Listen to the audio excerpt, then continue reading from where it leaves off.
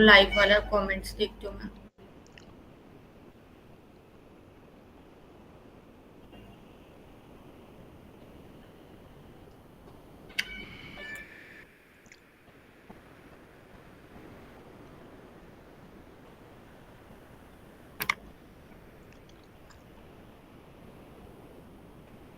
Hey all, am I audible and is my screen visible to everyone?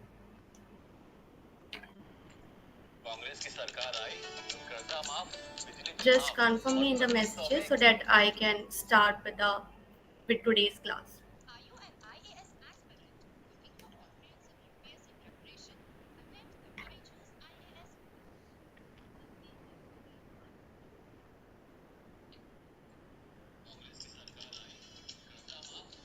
Just confirm me in the messages so that I can start with the. Hello, am I audible to everyone?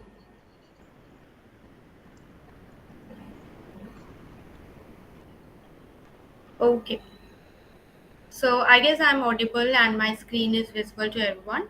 So in that case, so let's start the today's class, and this is class 2. I hope you all have background noise. Okay, just let me check once. Mm,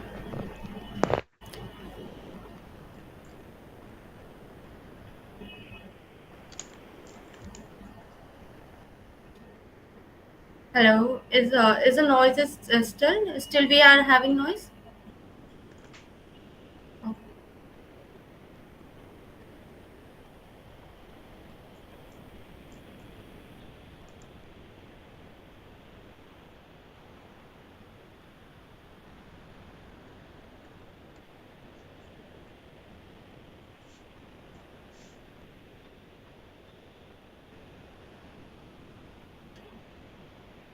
Hello.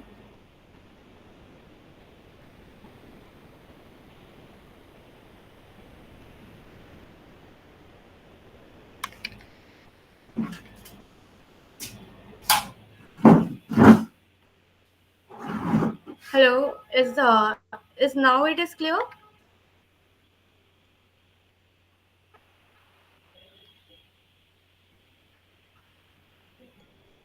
Is now my voice is clear to everyone?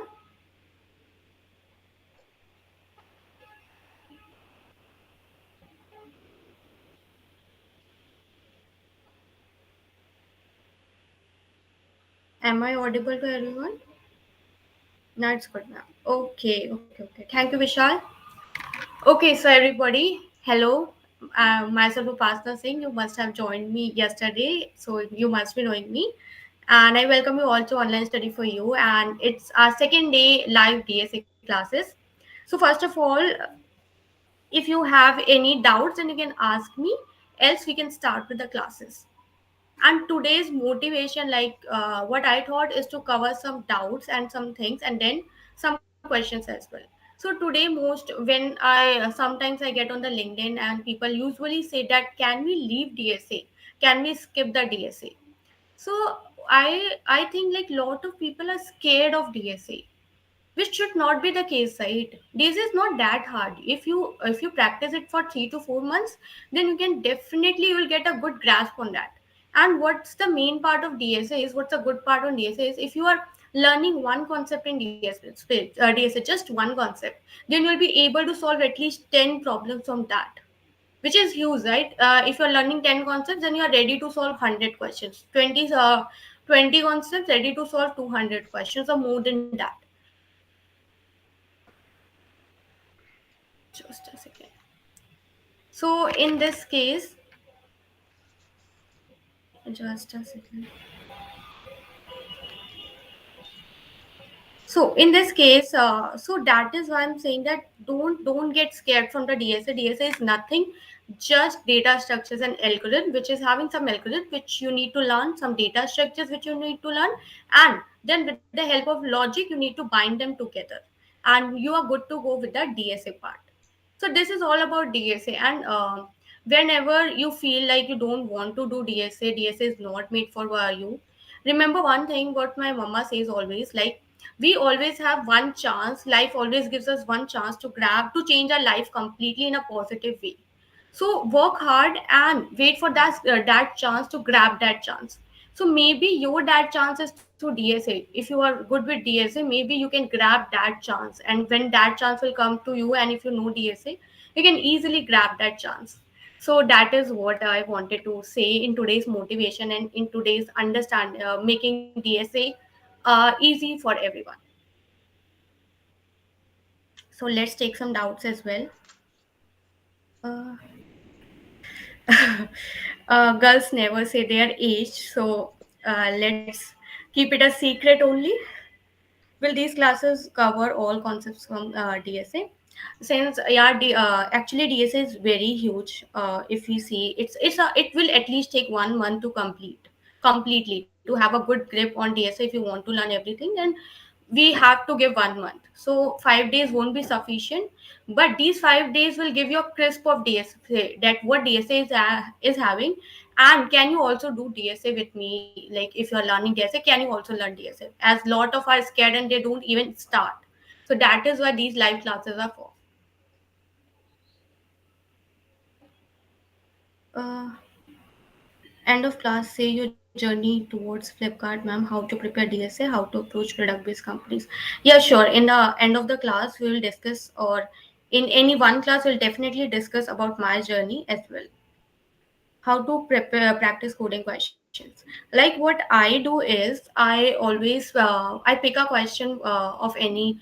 First you can pick a question and then start on your paper, whatever you're getting from that question, start writing on that paper, and then start making some logic, like any logic, brute force logic or any, and practice that on paper as much as you can see can. And once you'll start getting that, yeah, this data structure can help you to solve this problem, this is similar to that algo, and you will be able to find some similarities with the previous question you have solved, or with some algo or something. And this way you can approach that question, and this way you can solve that question.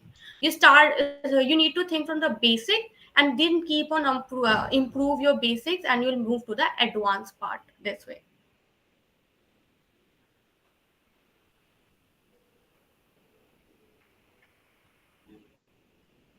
Okay, so now we have done with now we it's 8.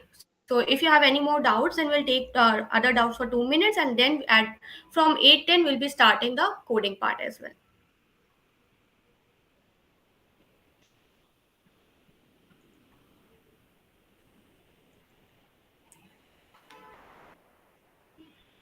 Also people were asking, like, does DSA will cover all the questions or not? So if you want to cover all the DSA, then I'll be having 1 month course that I'll be taking, and the course will be in both C++ and Java, as my core language is C++. And a few months back I started with Java as well, so I know both the languages. So I thought of taking the data structures and algorithm classes in both the languages as well. So I'll be teaching both the languages. I'll be teaching the DSA and the crime complexity as well.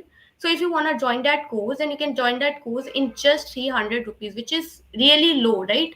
These 300 rupees we spend in our own daily life for eating some kind of burger or pizza. Even a pizza is much costlier than that 300 rupees.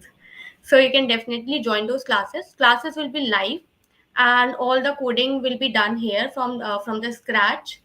The topics that will be covered, you can see there are a lot of topics that will be covered, including recursion, array, linked list, stack, queue, and so on. So along with this, you will get a recorded lecture of the live classes as well. You will get the code access.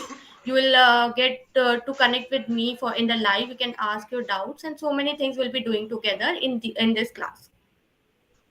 So if you are interested, then you can enroll for this course as well. And if you are enrolling now, then it will be of 300. If you'll be doing it later, then it will be much costlier to you. So that was all. Now we have on the 8:10. So we'll be starting our class today.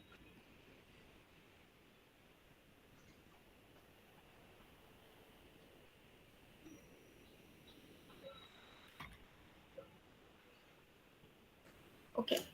So let's start the classes.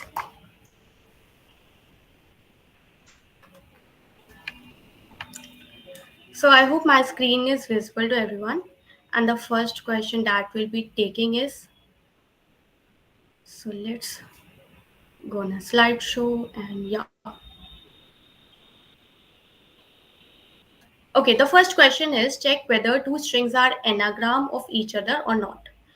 So the question is very simple. Let's understand the question with the help of little more theory. Write a function to check whether two given strings are anagram of each other or not. Anagram. First of all, let's understand what anagram is. An anagram of a string is another string that contains the same characters. Only the order of characters can be different. Now let's say my name is Upasana, right? Now I if I shuffle the letters of my name, suppose I write P and then write U and then write A, then N, S. Okay. So in both the words, characters are same, but they are shuffled. So if I sort the characters, like if I arrange the character in the ascending order, sorting means to arrange the character in either in ascending or the descending. So right now we are arranging the characters in the ascending order. So first of all we'll be having A, then I guess P comes and then S and then U. I hope this is correct. Sometimes we even forget the alphabets as well. So yeah, and if I arrange this, then it will be AAAPSU, and I forgot the N, so let's keep N somewhere, NU. Now if you compare these two words, are these words same? Yes, both the words are same. So anagrams are words. If you sort them, then both the words will appear same to you. So you need to find. You will be given two strings, and you need to find whether they are anagrams of each other or not. Let's take an example. This is word hello, and I shuffled the one. This is my first word, right? This is my second word. Here, if I see, so hello is H is one time, E is one time, L is one time, two times. O is one time. So these are all the count of all the letters. And similarly, if I see this, O is one time, L is two times, H is one time, E is one time. Overall, if you see, both are having same characters and the count of characters is also same. So if I sort these both these characters, then they will be the same words, and hence we can see that say that these two strings are anagram of each other. So whenever you find the two words which are same, just they are shuffled, then we will call them anagram. So we'll be given two strings and we need to find whether two strings are anagram of each other or not. So this is a question. I hope you got the question. Now I'll be moving on to the logic building part of this question. So let's write the two strings first. So let's take some strings. So let's take that hello also only, and here I'll be shuffling them. Yeah, I hope both the words are same. Yeah, these are two strings which we took now.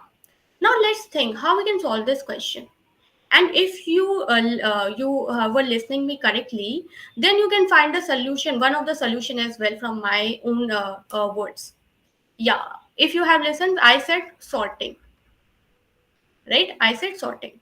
So if I sort these both the letters, both the words, then I can and after sorting, if I compare, after sorting, if I compare, and if they are equal, from comparing, if they are equal, then I can say they are anagram. And after comparing, if they are not equal, then I can say they are not anagram. So I got the first approach, that is sorting two words. And once we sort, so if I sort hello, it will be EHLLO. And if I sort the second word, it will be EHLLO. And these are, and if I compare the both the words, then they are equal, and I can say that they are anagram. So you got the first approach. Now second approach. Yeah, second approach can also, you can also find when I was explaining the question itself. What was the second approach?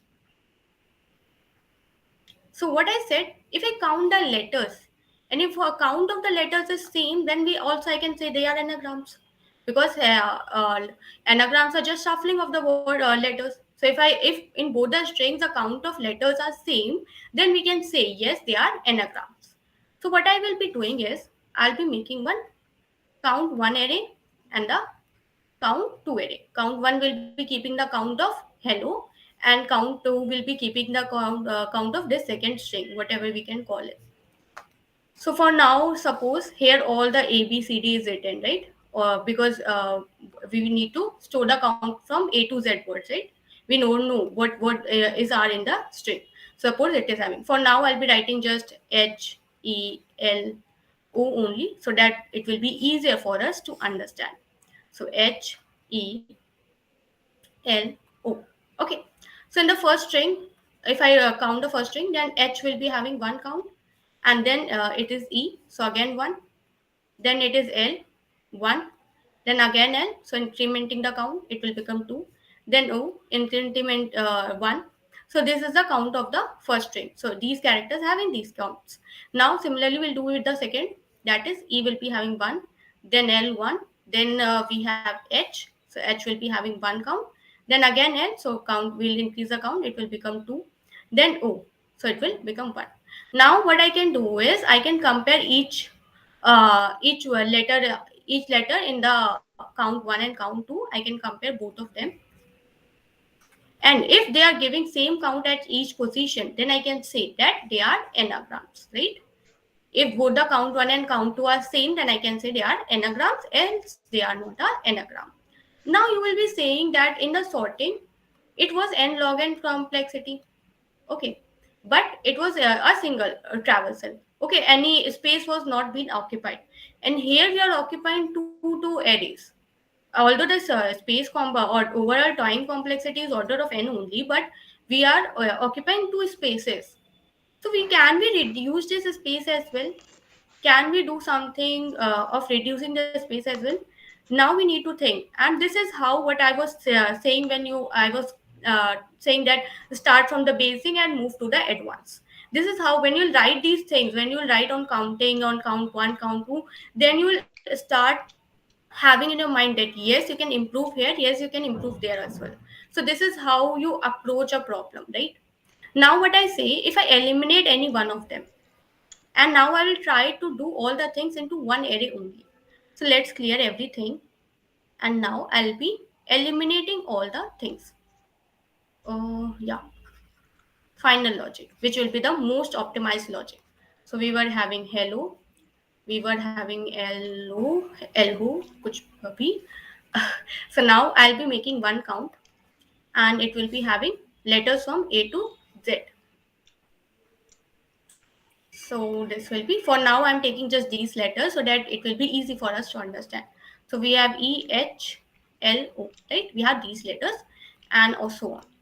In the start, we'll keep the counting as 0. And now suppose what I said, in the anagrams, all the letters will be same and the count of those letters will be same. So if for the first string, if I increment the characters, like if I increment the count, and if for the second string's letter, if I decrement the count, then at last what will happen? Like for these characters I'm incrementing, for these characters I'm decrementing the count. So what will happen at last? My count array will all again be having all the overall count to 0, because all the characters are same. You are doing +1 -1 +1 -1. So at last what you will be having? You will be having 0 for all the characters. So if this is the case, then I can say that my strings were anagram. And if any one of them, any one letter is having other than 0, then I can say either there was one letter extra, or 1 2 letters were extra, or 1 2 letters were less. So in that case, I can say that they were not anagrams. So this is my simple ideology. Let's apply this. So first string is hello, other is Elho. So let's start from the first string. For the first string, we will increment, right? Plus plus. For the second string, we'll be decrementing. Keep in mind. Now start the for loop, and first of all, we'll be having this h. So for this h, let's increment. It will become 1. And for the second string, we have e. So let's decrement, and it will become -1, right? Then let's move on to the second character. We have e. So for this e, we will increment, and this will become again 0, right? And for this l, we'll decrement, and it will become -1. Now let's move forward, and it is L and it is H. No, this is L, sorry. So for this L, I'll increment. So it will become 0 again. And for this H, I will decrement. So it will become 0 again, right? Then we have this L and this L. So for this L, I'll increment, right? So it will become 1. And for here, I'll decrement. So it will again become 0. You see now, we are increasing and then we are cancelling. Increasing, cancelling. Plus 1, minus 1. So overall, the count is becoming 0. Then we have O and O. And first of all, we'll increment and then we will decrement. So overall, if I check this counter again, then all the letters are having 0. All the letters are having 0. Hence, it is a anagram. So I hope you are getting the idea that how we are able to solve this question. And if you want that how for the words which are not anagram, let's take the example for that also. Let's say these strings. In these string, you can clearly say here we are having L and instead here we are having O. So if we shuffle or if we do something, then they will never be an anagram. So let's make a count again. Yeah. So let's take the words and for now, just suppose that they are initialized to 0. First of all, we have HH. So increase plus 1 minus 1 overall 0.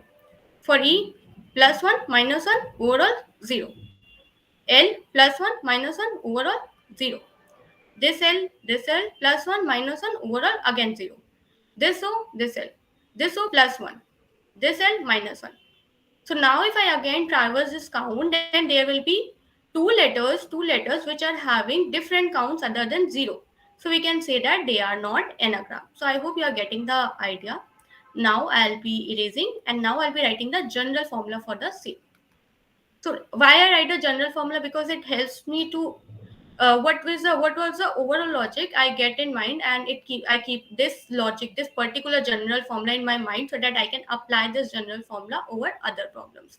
So what I did is I made one count array and initialized it to 0.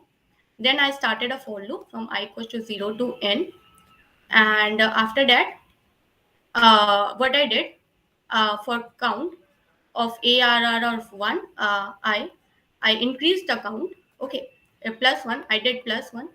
And for the, or similarly for the second string, I decremented the count. So this is what I did. And then what I did, in our alphabets, we have 0 to 26 alphabet, right? So for each count, I can check if count of I is not equals to 0, then break from here, that is, and print not anagram. Not anagram, else if this is not the case, then we will print it is a anagram. So this is the general formula for the same. I hope you are getting it. Now let me take some questions if there are any. So I hope you got the so I guess people are not having any doubts. If I see,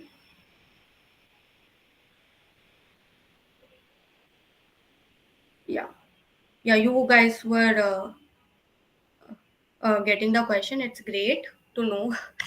Okay, so this was one of the question. Now let's discard everything and now we're moving on to the solution part, right? Coding is as important as building the logic. Always keep in mind. Once you're getting the logic, always code that. Because sometimes what happens is in my earlier time, what I used to do, I just used to build a logic and I don't used to code much. And this way my coding got very worse. So always focus on coding as well, because coding has some different effects. You have to use data structures, you have to use some for loops and everything, so their things become more complicated. So always once you are building the logic, definitely code it. Go and code it somewhere, either on your paper only, just code it. So this was all which I wanted to say. Yeah, so this is a code. I guess this is not in. Yeah, yeah, this is now looking good. So let's see. In the main, what we did, I took two strings and I took the code from the Geeks for Geeks. So they are having Geeks for Geeks and for Geeks Geeks. So you see, this is Geeks for Geeks, Geeks for Geeks, and this is for Geeks Geeks. Both the strings are same, just written differently, right? Now I'll check if they are anagrams or not. So I'm passing both the strings into a function are anagrams, and I have passed string 1 and 2. So whatever will be written accordingly, I print whether they are strings or they are not strings. So now let's move on to the function. So this is a Boolean function, and a number of characters I took 26. Why 256? Sorry, why 256? Because overall character set in our coding is in our coding world is 256. So if they are not saying that they are just not lowercase letter, then you have to include both the lowercase, uppercase, all kind of special characters. So they include overall we have 256. So you can take a array of 256. I made a count array of 256, and then I made a for loop. And what we have already discussed that for string of I've incremented the count. For string 2, I decremented the count. And then one more thing is, if they are anagrams, then the length should be equal. So I check the length, and if they are not equal, then I immediately return false. In the other case, I check the count, and if the count array is having other than value 0, then I'll return false from it. But if that's not the case, if our count is having all the zeros, then I'll return false. So this was the case, and depending on that, I'll be printing the answer. So here, if we are having false, if we are having true, then this for if will be implemented, else we will be implementing the else part. So I hope you are getting the code. We are just implementing the logic we have discussed. So this was all. Let's run this so that you can see the output as well. So you can see the two strings are anagram of each other. Now let's change something here. So now, now let's check whether they are anagrams or not. So you can see the other two strings are not anagram of each other. Hence, prove that this code is working well. So now we'll be moving on to our next problem. If you have any doubt over this problem, then you can ask.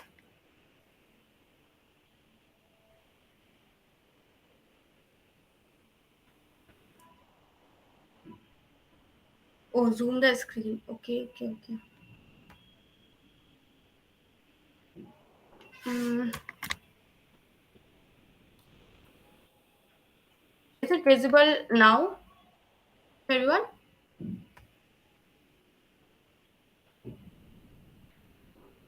Yeah. So this was a code.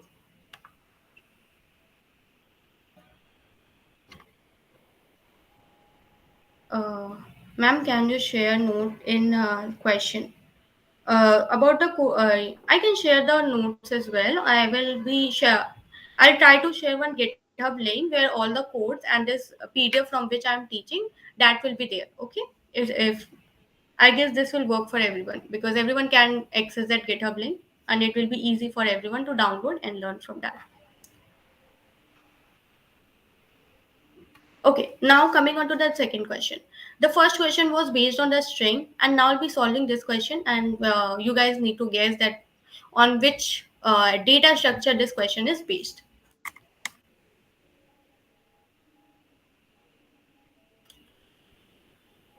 Okay.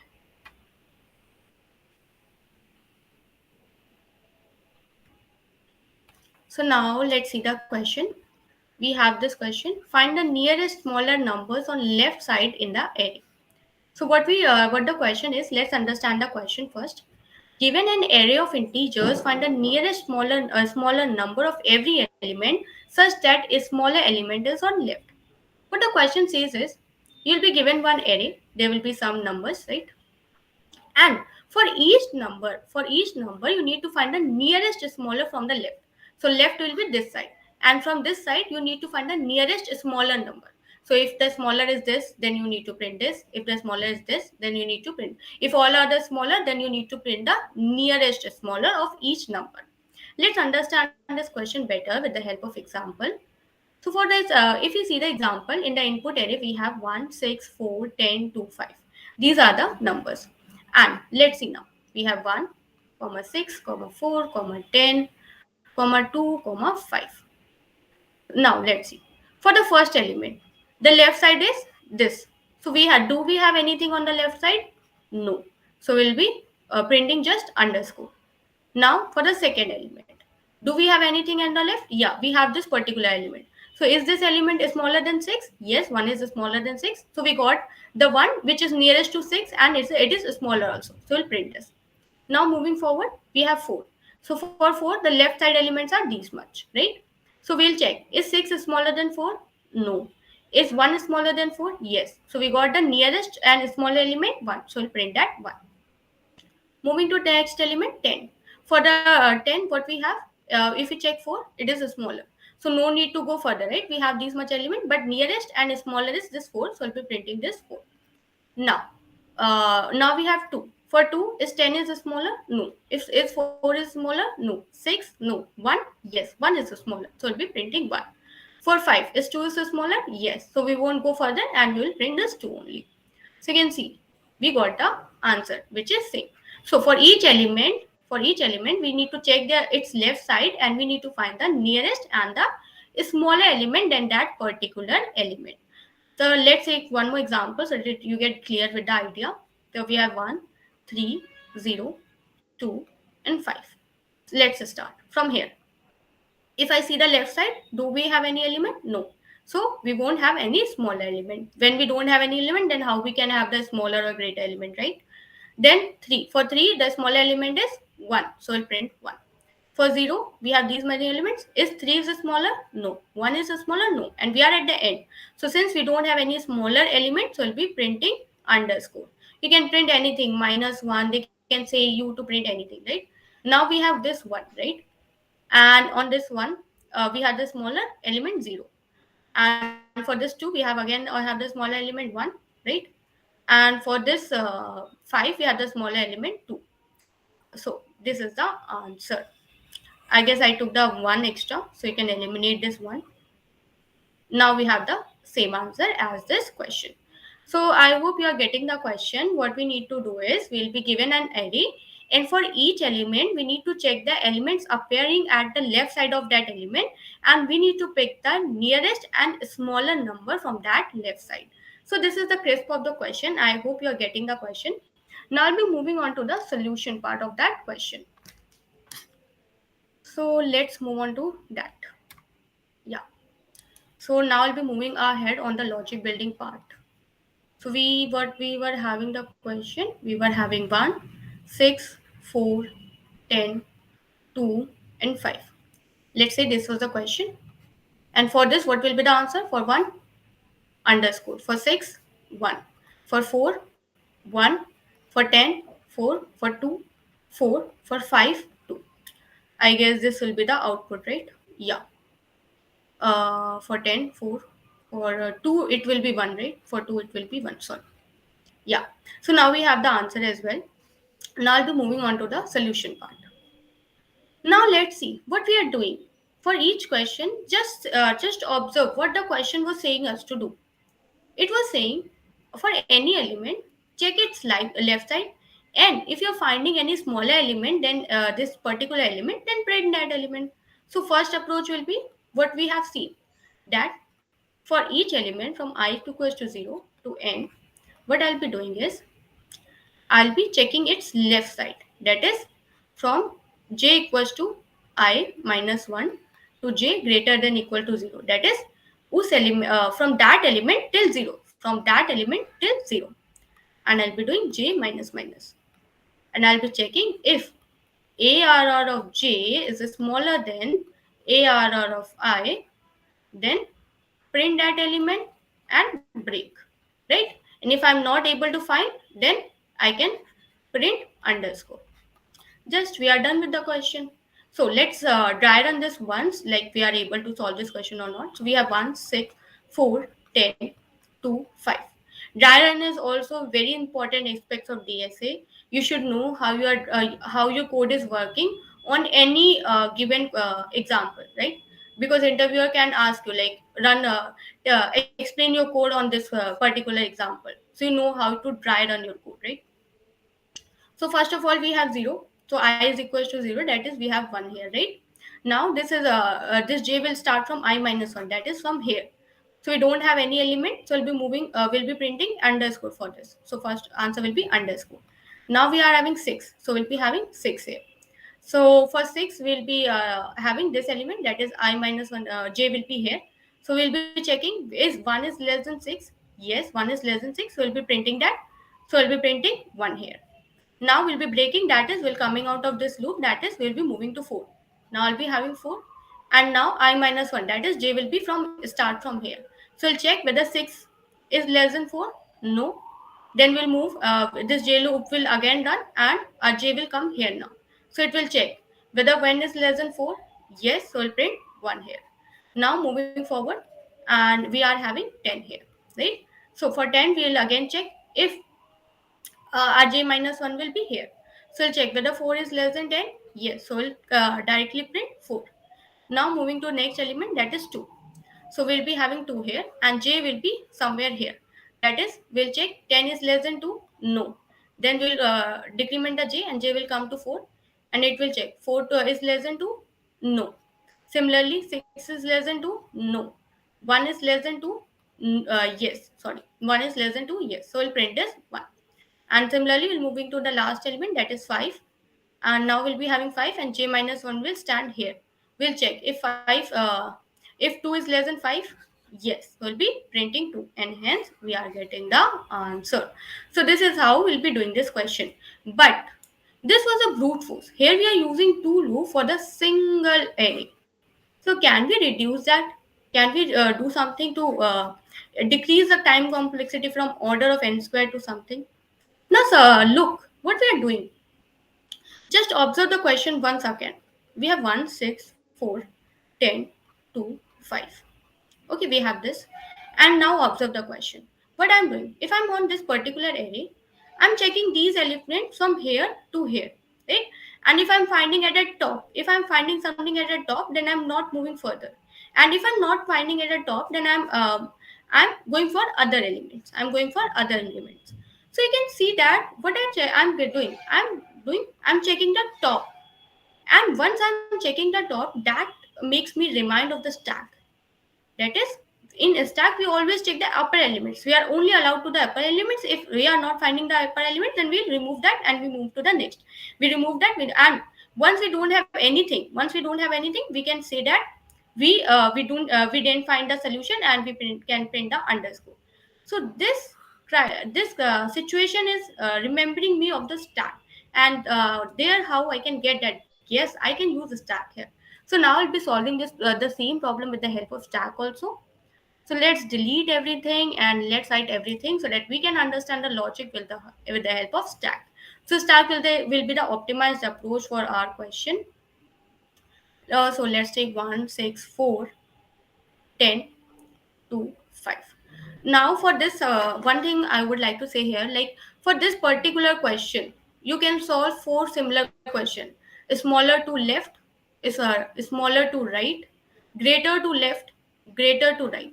And using this concept, you'll be able to solve rainwater problem, stock problem. So you can see with single question, I can write six standard question here. Now with using these question, you can yourself think that how many question you can solve. So that is why I say data structure and algorithm as having one advantage. One question is equals to 10 questions always. One logic is equals to 10 questions. And this is where data structure is magical. Data structures and algorithm becomes magical. So now what I'll be saying, what we were on the optimized code. So from where we are starting, we are starting from here. So I'll be making one stack, and in a stack, what we will try to put only those elements which can be the candidate for the next smaller. We'll try to keep only those elements which can be the candidate for the next smaller. This is my idea. So, well, let's start from the one. If I start with the one, my stack is empty. And if empty, then we can easily print underscore, right? So, for one, I'll be printing underscore. Let's print the answer here. And then now for the next element, for these many elements, can one be the candidate? Yes, of course. This is on the left and we don't know whether it is smaller or greater. So, this can be the candidate. So, I'll be putting one into the stack. Now moving to the next element. We have 6. Now what I said, I'll be checking this stack. Obviously, I'll be checking my candidates, possible candidates only for if they can be smaller or not. So I'll be checking if stack top is less than the particular element. So right now 1 is less than 6. So 1 is less than 6, so I'll be printing 1 here. Now I don't need to do anything. This is the nearest and this is smaller, so I'll be printing them. Now for 6, the 6 can be the candidate for these many elements, so I'll be putting 6 into the stack. Coming to the next element, 4. Now 4 will check the stack top, this thing, that is if 6 is less than 4. No. In this case, I'll be removing the 6 from the stack. Now we have 1. So I'll check if 1 is less than 4. Yes. So I'll be printing 1 here. And now you will be saying that we have lost this 6, we have popped this 6 out, so don't we need the 6 again in this future? I would say no. Why? Because we are already having the smaller element and which is nearest to other elements. So whenever 10 will start finding, then always 4 will appear and 6 won't appear anyway. So that is why we are able to remove this 6 easily. So now only 4 will appear and 6 is gone for forever. So that is why we say that we will only keep here the candidates which are possible for the smaller element. So now it is having 1 and 4, and now we'll be moving to the next element 10. We will be checking whether 4 is less than 10. Yes, so we'll be printing that, and now we'll be making the 10 as the candidate for the other elements. Because for here, if we would having 12, then 10 was the right candidate, right? But we are right now we are having 2. So I'll again check whether 10 is less than 2. No. So I'll popping it out. Then 4 is less than 2. No. So I'll be popping it out. 1 is less than 2. Yes. So I'll be printing 1. And now my stack is having 1 only, right? So my stack is having 1 and the next element is 5. But we need to put 2 also, because now for 5, 2 can be the possible candidate as well. So we'll again check whether 2 is less than 5. Yes. So I'll be printing 2 here. So now we got this. So what we were doing, if it is empty, we are sorted. We will be printing underscore. And if stack top is less than element, then that is our candidate. So we'll be printing that candidate. Else, if stack top is greater than element, and till it is greater, I'll keep on popping the elements. Pop out. So this is the scenario, and this is how we were solving this problem. Now I hope this question is clear to everyone. Now I'll be writing the general formula so that you can fit this logic in your mind.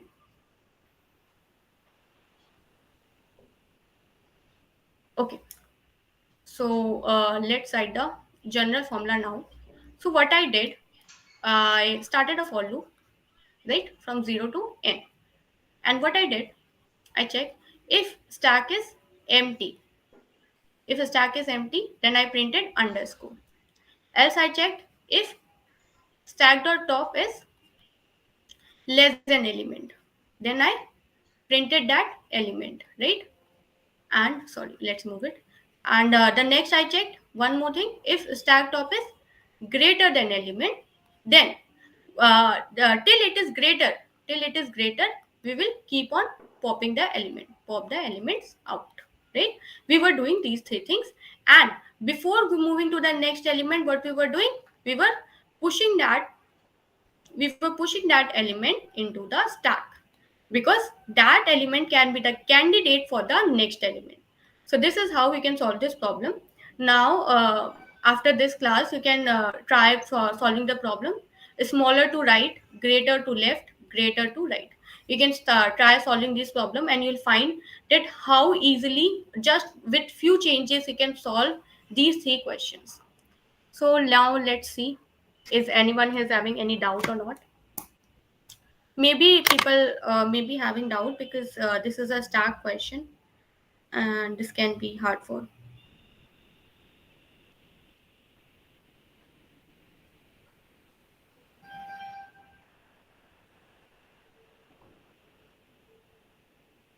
Hello, where we can find something. So I hope no one is having doubt here. Ma'am, you're comparing bootstring. Can I do some other things? Means first we can sort bootstring. Sorting will take more complexity than just comparing. So that is why we can't take that.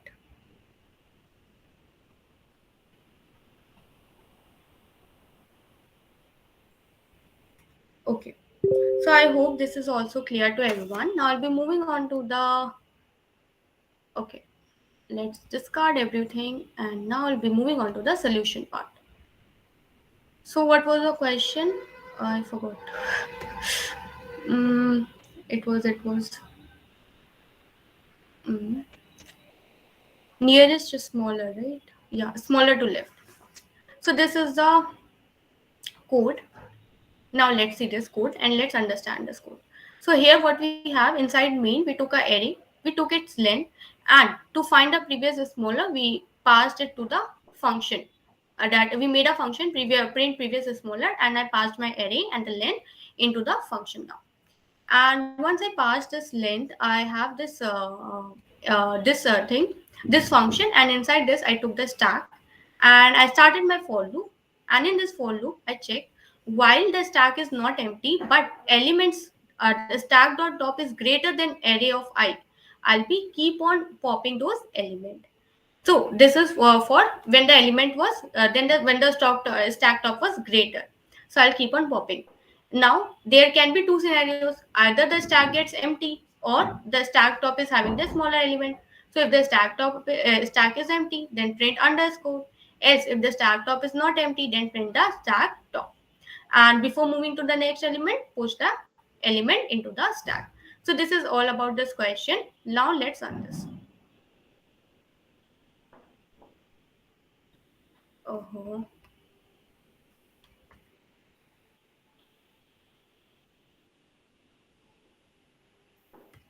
Just a second.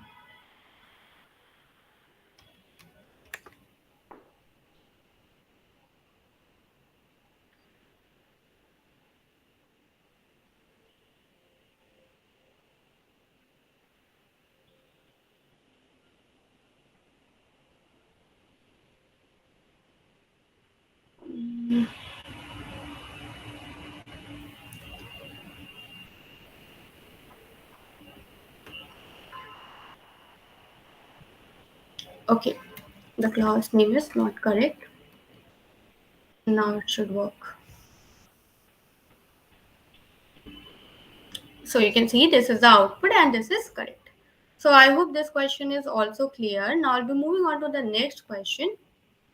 And the next question is a very good question because this question is based on the concept sliding window, which people usually get scared of. But the sliding window is not hard. It is a very beautiful concept to be learned, right?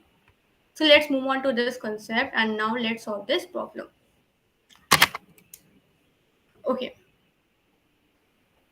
So basically in sliding window, what happens is you make a window, right? You make a window. Window can be either of the fixed size and of the variable size. So there can be two types of questions in the sliding window. Either the window is of the fixed size or the window is of the variable size. And depending on this fact, we have the types of question. Right now, we'll be solving the question where the window will be of the fixed size because those are the easy problem.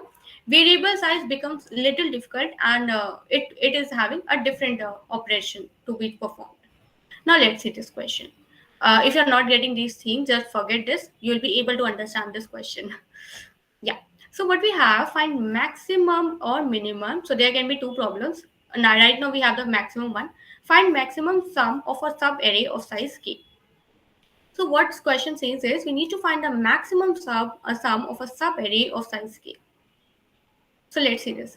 Given an array of integers and a number k, find a maximum sum of subarray of size k. What is they are saying? Uh, in the array, there will be one array. We need to find a subarray of size k, which is having the maximum subarray. So there can be so many subarray of size k. Out of this, we need to find a subarray or a sum which is maximum, right? So this is the question. Let's understand this question with the help of some examples. So first example is this one. So this is the array and subarray size is 2. So how many subarrays I can make? One can be this one, that is 100, 200. This can be one subarray of size k. Second can be this one. Subarrays are always contiguous, so always keep in mind subarrays are contiguous. The next can be this one, 300, 400.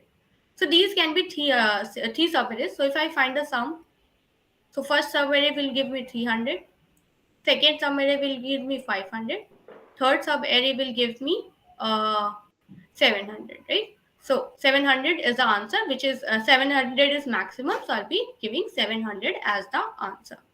Now moving on to the next example. I hope you are getting this now.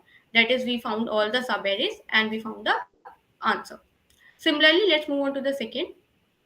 In this, we need to find the subarray size will be 4. So here, what can be the subarray? It can be right side here 1 4 2 10. Then it can be 4 2 10 23. Then it can be this one, it can be this one, it can be this one, it can be this one. So these are all the subarrays which can be, and out of these subarrays, if you go on finding the maximum subarray, then this will be the maximum subarray of size 4. So the sum will be 39 and we need to find this 39 sum. Similarly, if we have this subarray, then they are saying that k is of 3. That is, the subarray should be of size 3. But we don't have 3 elements in the array itself. So we'll output invalid as the answer. So I hope now you are getting that we'll be given an array, and out of that array we need to find all the subarrays, and then we need to sum those subarray, and we need to find the subarray which is giving me a maximum sum, and I need to return that maximum sum. So in the layman terms, find the subarray, find the sum of that subarray, and keep on storing the sum. If it and whenever you are finding the greater sum, store that sum at the maximum sum. Now, hoping that you are getting the question, I'll be moving on to the solving part of this question. So let's move on to the logic building part. So for the logic building part, let's take one example. Let's take this 100, 200, 300, 400, and let's increase it to 500, 600. Okay, and let's take k equals to 3. Now, one thing, now observe the question only. What I said, find the subarrays, and find the sum. So one operation can be one approach. I'll find all the subarray sums, right? And I can take the maximum out of that. I can take the maximum sum out of that, and I can return that. This can be one approach. This is simple, but this is of higher complexity. So we won't look into this problem. Although this is very easy, but we won't look into that. We will be solving it with the second approach. Now let's observe this problem. What we are doing? First subarray was this. Observe 100, 200, 300. Second subarray 200, 300, 400. Third subarray 300, 400, 500. Fourth subarray 400, 500, 600. Now look in this subarray. Look this wise. What we are doing after first subarray, what we are doing? We are eliminating this first and including the next. Eliminating this element and including the next element. Eliminating this element, including the next element. So for each time, what we are doing, in short, what we are doing, eliminate first, include next. Eliminate previous, we can say eliminate previous, include next. So after this was first subarray, I eliminated 100 and included 400. Then in this subarray, I eliminated 200 and included 500. Then here I eliminated 300, I included 600. So this is what the overall approach is going. So now if you see, this is this can be order of n square. That is, just do a single traversal, and for finding any subarray, you can see, you can follow this: eliminate the previous, include the next. Now let's erase something so that we can understand this better. Okay, so let's write the logic once again, and what we were having, let's shuffle them. Okay, a little bit so that it will be easy for you to understand. 400, 600. And k is equals to 3. So what I was doing, I said, if I know this subarray of size k, then for the next subarray, what I need to do for this subarray, I need to eliminate this element and I need to add this element. Similarly, for the next, I need to eliminate this element and I need to add this element. So eliminate previous, I got the logic. I eliminate previous and include, I guess I wrote the wrong element, spelling of element. Ignore that. Eliminate. Include next. So this is my approach, and you can see with this approach I'm eliminating, including, eliminating, including, and this way only order of n traversal is needed. Only one traversal will be enough to find the answer. Now let's approach this question this way. So first of all, what I do, I will do the single traversal from 0 to k, so that I can find the sum of subarray. So I will find the first sum, ARR of I. And let's find. So first of all, from 0 to k, it will be from here to here. That is 10 plus 300 plus 200. Sum is 400 and 600. Right. So sum will be having 600 right now. Okay.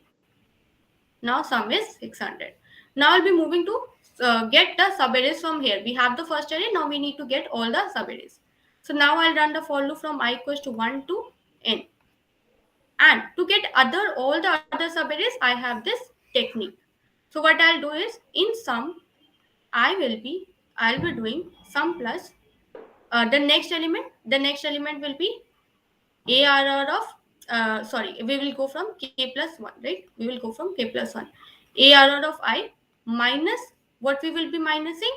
We will be minusing j equals to 0. So minus ARR of j. Adding previous, eliminating the next, and this is my next subarray sum. Let's see. So we were having 600. Okay, in 600 we are adding ARR of I, that is this particular element, 500. K plus 1, k plus 1 will be here, right? So I is here. 500 minus ARR of j, that is 0. This is the element. So minus 100. What is it? 600. It will be yes, 1100 and 1000, right? It will be 1000. So now the sum is having 1000. Let's see what is the sum. 300. If I do the sum, 300 plus 200 plus 100, what is the sum? Oh, sorry, what I did. Yeah, so it is plus 500. Sorry, so it is 1000 only. You can see, and we got the sum of the second subarray. Now what we can do is we can store the maximum of this, the already maximum we were having, the answer we were having, and the current sum we calculated using this new subarray, and each time we will increment the j. So we'll move on to the next and we will find the next. So I hope now it is easy to understand. Let's add the general formula quickly so that we can wrap up this question, because I think you got the logic. If not, then I can explain the whole.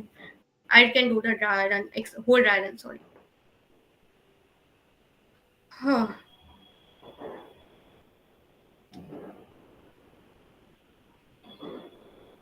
Okay. So I don't think if you have any doubt, then you can let me know in the live chat. I'll be happy to answer that. Don't hesitate here. So let's add the general logic now. Yeah, general logic, right? Sorry. So what we did, sorry, I created a for loop, and in the for loop, what I did, first of all, I found the sum of k elements. That is my first subarray. And after that, in that sum, I added the next element and I eliminated the previous element. And each time in answer, I took the maximum of sum, comma, answer itself. And this is what the logic was. This was the entire logic.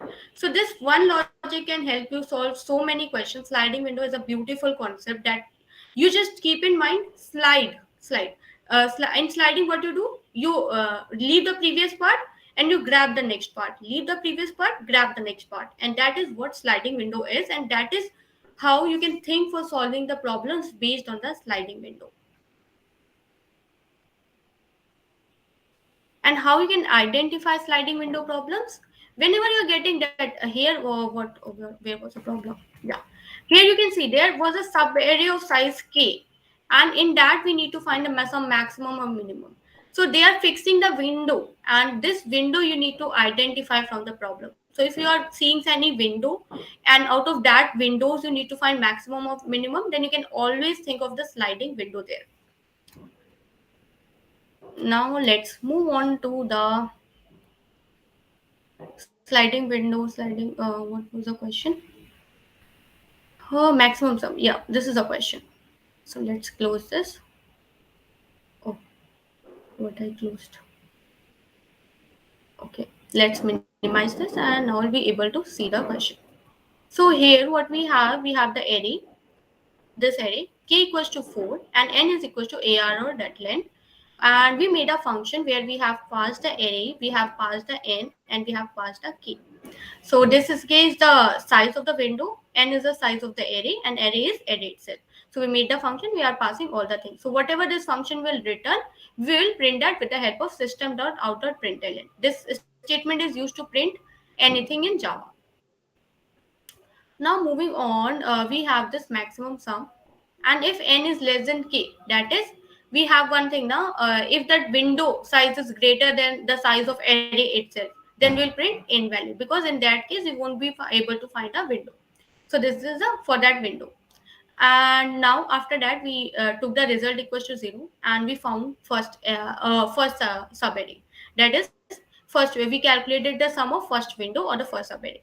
Now current sum will be having the result, right?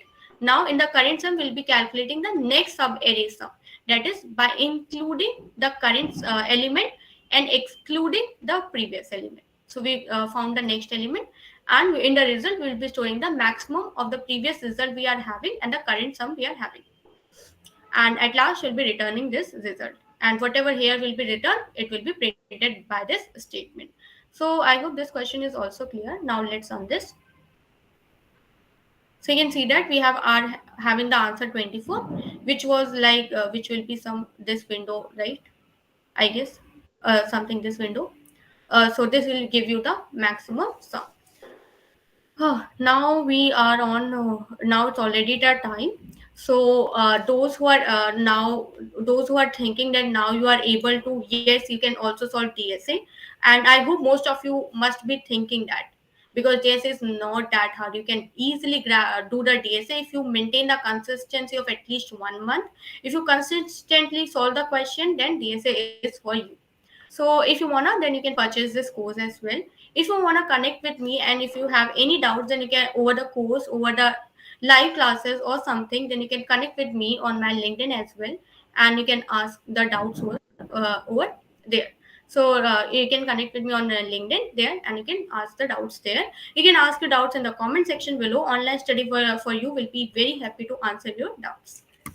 So for now, let's, if you have any doubts for now, then you can ask it here, or we can end up.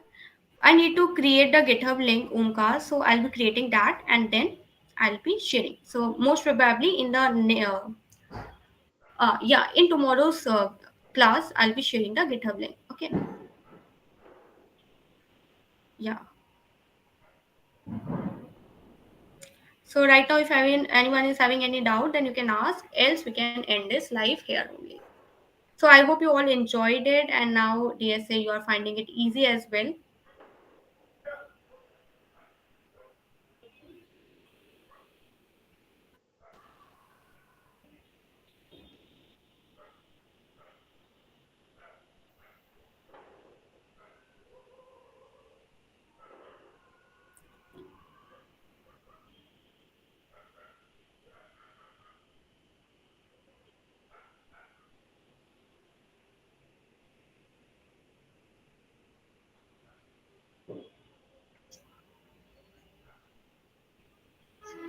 Hello.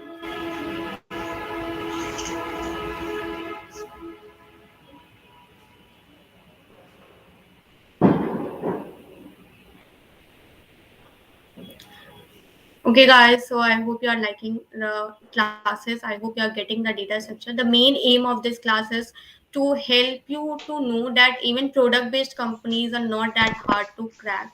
You can crack those companies, you can do that.